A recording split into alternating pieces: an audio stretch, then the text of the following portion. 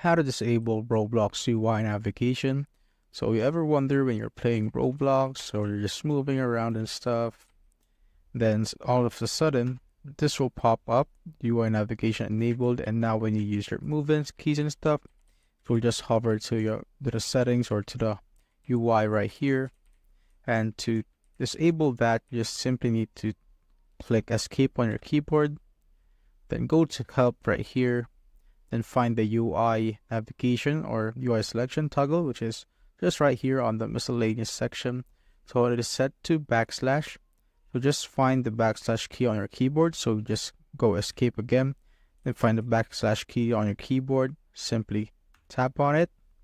As you can see, it will go back to normal. And if it ever happens again, you just simply need to tap on backslash to disable it right there. As you can see, it is all back to normal. That's how you basically disable UI navigation in Roblox.